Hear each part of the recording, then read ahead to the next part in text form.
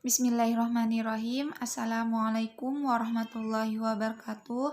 Perkenalkan, nama saya Anissa Sakina, NIM 18383022024. Di sini saya sebagai pemateri pertama dari kelompok 12 yang membahas audit kecurangan.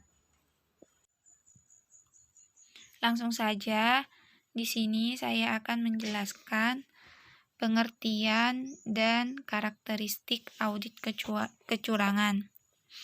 Yang pertama, pengertian audit kecurangan. Kecurangan atau fraud merupakan penipuan disengaja dilakukan yang menimbulkan kerugian tanpa disadari oleh pihak yang dirugikan dan memberikan keuntungan bagi pelaku kecurangan. Fraud auditing atau audit kecurangan ialah upaya untuk mendeteksi dan mencegah kecurangan dalam transaksi-transaksi komersial. Untuk dapat melakukan audit kecurangan terhadap pembukuan dan transaksi komersial memerlukan gabungan dua keterampilan, yaitu sebagai auditor yang terlatih dan kriminal investigator. Jadi, audit kecurangan di sini adalah suatu tindakan atau perbuatan disengaja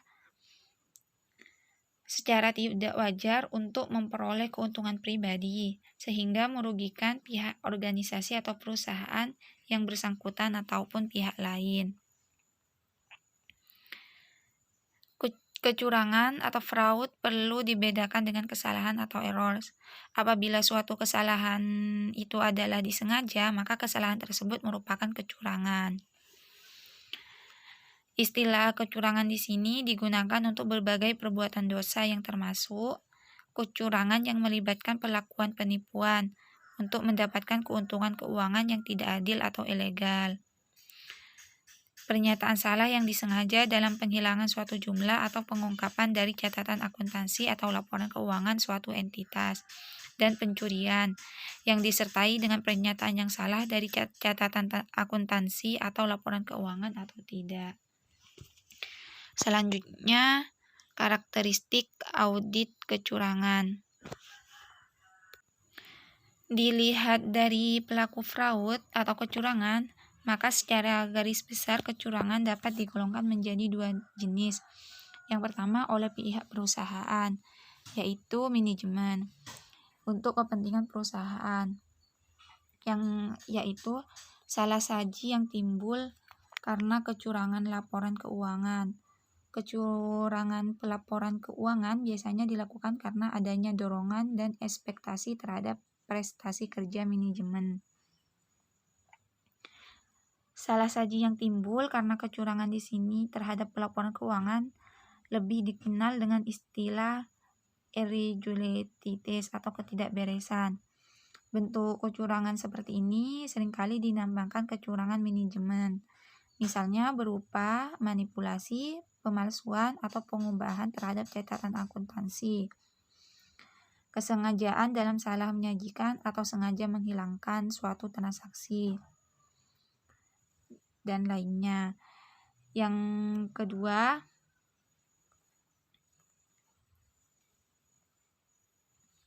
pegawai untuk keuntungan individu, yaitu salah saji yang berupa penyalahgunaan aktiva. Kecurangan jenis ini biasanya disebut kecurangan karyawan. Salah saji yang berasal dari penyalahgunaan aktiva meliputi penggelapan aktiva perusahaan yang mengakibatkan laporan keuangan tidak disajikan sesuai dengan prinsip-prinsip akuntansi yang berlaku umum. Penggelapan aktiva umumnya dilakukan oleh karyawan yang menghadapi masalah keuangan dan dilakukan karena melihat adanya peluang kelemahan pada pengendalian internal perusahaan serta pembenaran terhadap tindakan tersebut. Contoh salah saji jenis ini adalah penggelapan terhadap penerimaan kas, pencurian aktiva perusahaan, markup harga, dan transaksi tidak resmi. Yang kedua, karakteristik audit kecurangan oleh pihak di luar perusahaan, yaitu pelanggan, mitra usaha, dan pihak asing yang dapat menimbulkan kerugian bagi perusahaan. Mungkin itu saja yang dapat saya sampaikan, kurang lebihnya saya mohon maaf. Assalamualaikum warahmatullahi wabarakatuh. Bismillahirrahmanirrahim. Assalamualaikum warahmatullahi wabarakatuh. Perkenalkan, nama saya Soniawati. Di sini saya sebagai pemateri kedua akan melanjutkan dari pemateri pertama. Baik, di sini saya akan menjelaskan mengenai jenis-jenis kecurangan. Jenis-jenis kecurangan audit di sini ada dua. Yang pertama, pelaporan keuangan yang menyesatkan atau mengandung kecurangan, dan yang kedua, penyalahgunaan atau perlakuan tidak semestinya terhadap aset. Pelaporan keuangan yang mengandung kecurangan biasanya dilakukan dengan cara seperti yang pertama, manipulasi, pemalsuan, atau mengubah catatan akuntansi atau dokumen yang menjadi dasar penyusunan laporan keuangan. Dan yang kedua, kesalahan pengungkapan atau penghilangan secara sengaja peristiwa, transaksi, atau informasi signifikan lain dalam laporan keuangan.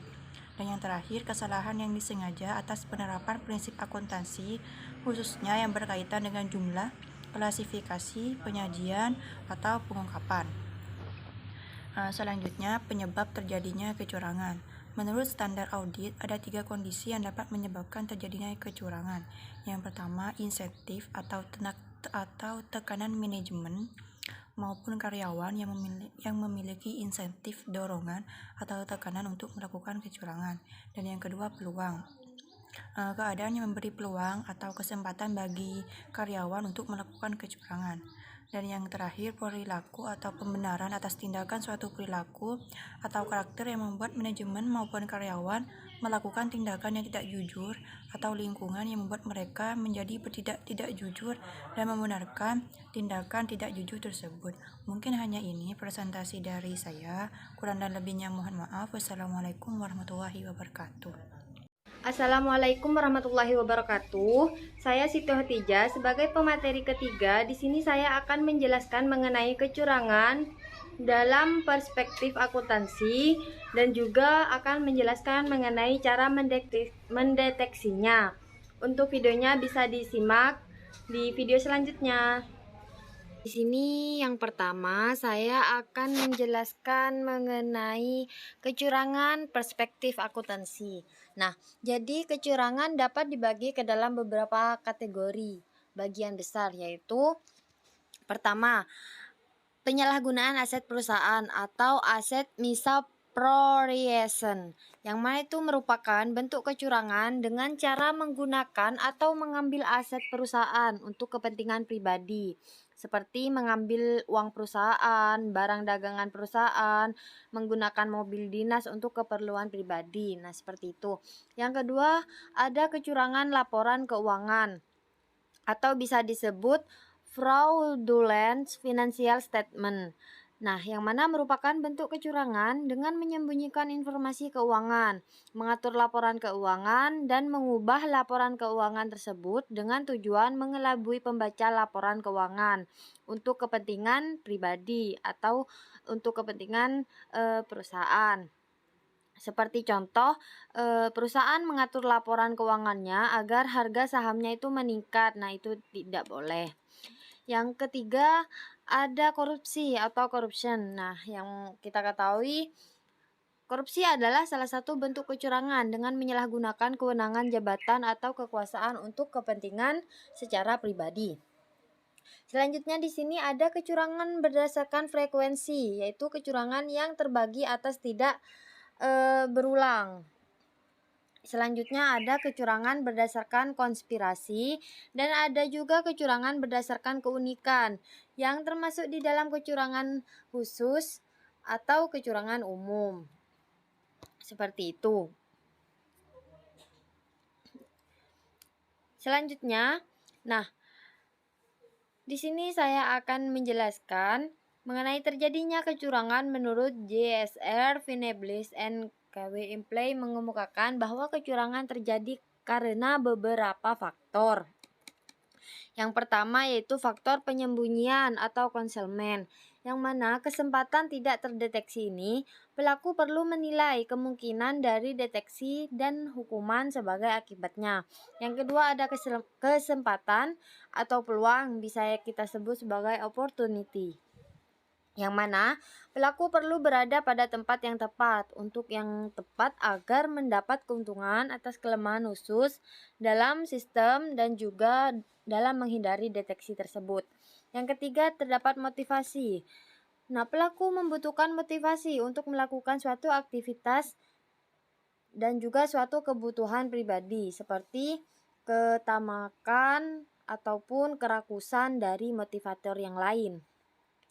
Selanjutnya ada daya tarik atau attraction, yang mana daya tarik ini adalah sasaran dari kecurangan yang dipertimbangkan. Yang Nah, terakhir itu dari juga perlu pencegahan menarik kecurangan bagi di sini pelaku, yakni seperti menyediakan itu. saluran-saluran Yang untuk nomor melaporkan 5 telah terjadinya kecurangan. merupakan Hendaknya diketahui oleh staf keberhasilan. agar dapat Selanjutnya juga diproses ada pada kurang jalur yang benar. pengendalian Poin atau terakhir dalam mengambil audit kecurangan keuntungan di sini aktiva yakni adalah organisasi korban dipertimbangkan kecurangan.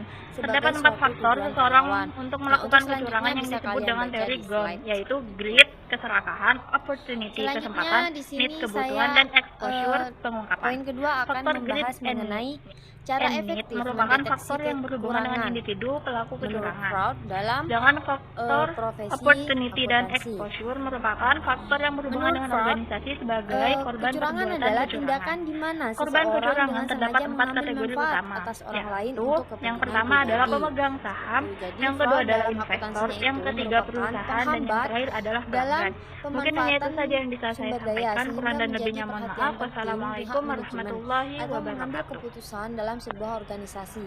Nah, terdapat 2 jenis kesalahan yang terjadi dalam akuntansi. Biasanya itu kesalahan dari kekeliruan ataupun dalam kecurangan. Nah, dalam keduanya tersebut ada perbedaan antara kekeliruan dan kecurangan. Yang mana perbedaannya itu biasanya terletak pada faktor kesengajaan. Jika kekeliruan terjadi pada tahap pengelolaan transaksi, saat terjadi transaksi dan juga saat dokumentasi maupun dalam pencatatan jurnal. Jadi, jika kesalahan itu dilakukan dengan sengaja, maka hal tersebut termasuk kategori kecurangan. Seperti itu. Nah, ada beberapa faktor dalam penyebab kecurangan ini. Di dalam akuntansi itu ada beberapa faktor yang menyebabkan terjadinya kecurangan dalam suatu akuntansi. Yang pertama yaitu karena sebuah tekanan, di mana yang dimaksud dalam tekanan tersebut adalah dorongan seseorang untuk melakukan kecurangan yang dipicu oleh alasan ekonomi, emosional, atau nilai-nilai lainnya.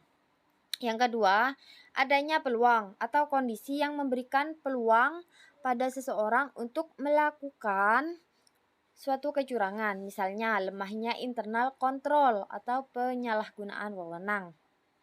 Selanjutnya itu faktor yang terakhir bisa terjadi karena rasionalisasi, yang mana pelaku mencari pembenaran sebelum melakukan kecurangan.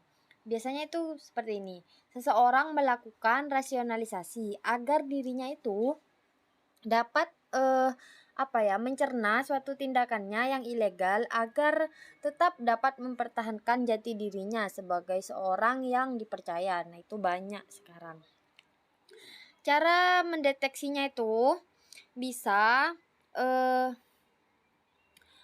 dapat dilakukan dengan beberapa teknik di bawah ini yang saya sebutkan. Yang pertama, memeriksa jajaran manajerial. Nah, yang dimaksud yaitu seperti kasus penggelapan. Kecurangan laporan keuangan seringkali melibatkan pihak di jajaran manajerial atau pengambil keputusan. Nah, jadi karena itu jajaran manajemen harus diselidiki untuk mengetahui tujuan mereka melakukan kecurangan. Seperti itu. Yang kedua, adanya keterkaitan dengan pihak eksternal. Salah satu cara yang sering digunakan dalam melakukan kecurangan adalah dengan memberikan bantuan pada organisasi, baik yang nyata ataupun fiktif.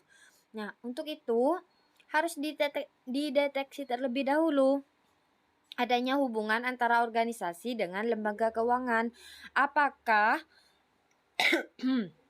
apakah organisasi tersebut dengan individu maupun eksternal auditor. Seperti itu.